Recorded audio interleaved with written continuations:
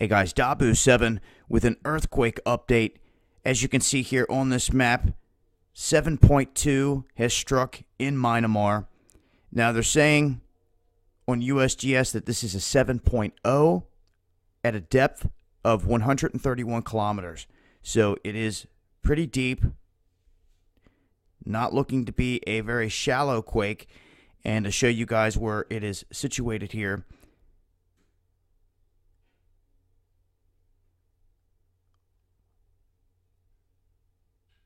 on the global map, you can see it's been a nice sized quake here. Now, something I want to point out, something I always see around the time these big quakes hit, either before or after, is activity on these ridge lines, on these ridges.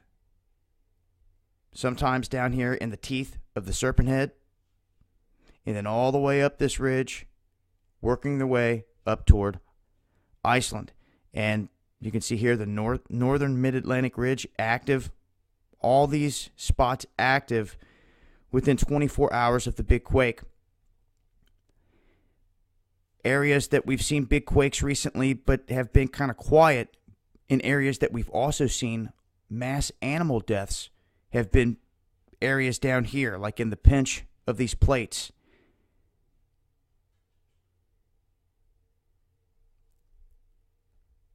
And it's been fairly quiet when it comes to Panama, Costa Rica, Guatemala, Mexico too, because we've seen quakes in the past that have hit all through here, even up through Mexico. And even parts of Texas, we've seen odd swarms in the Gulf of California. But as of right now, those areas have been really quiet for some time. We see a 3.5 listed here in Oklahoma, which is minimal compared to the swarms we normally see. And as you can tell, they list absolutely zero earthquakes when it comes to Yellowstone. And we know there's constant quakes there on a daily basis, no matter if they're ones or whatever they are, they're happening. Looking here in the Midwest, just here in the past 7 hours, we've had a 2.2 pop up in Georgia, a 2.4 in Tennessee on this line.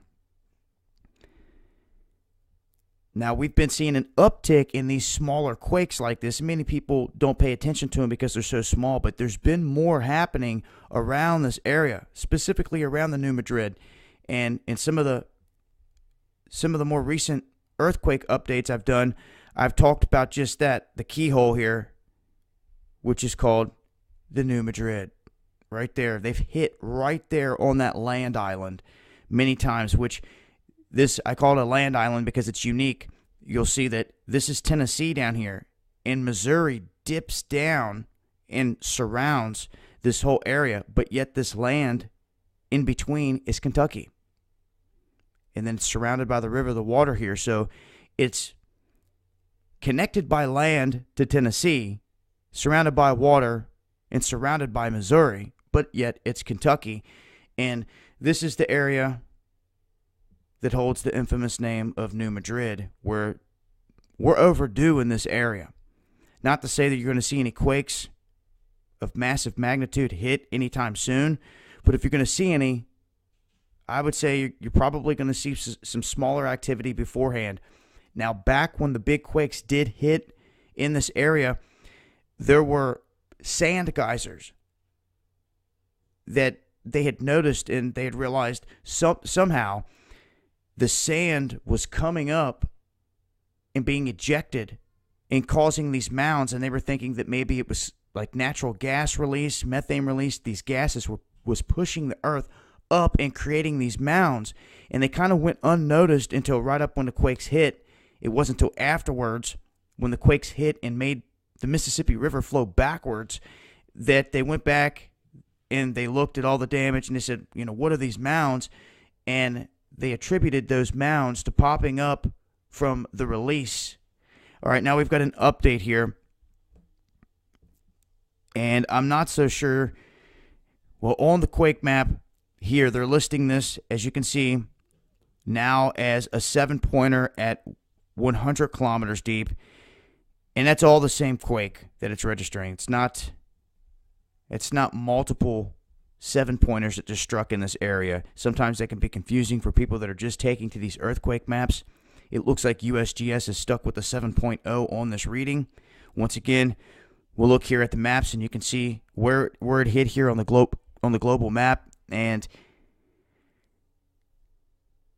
thus far, about 40 minutes after the big quake, we haven't seen any aftershocks yet, and the reports of damage are minimal. I'm not sure if there's any massive cities close to where this hit, although they're saying that it was felt in the capital of Kolkata. Well, India's former capital, should I say. So, 7-pointer to 7.2. The good-sized quake hitting here. I'm going to leave links. I'll keep you guys updated with more information as I come across it, but that's a look at the global quake activity as of right now.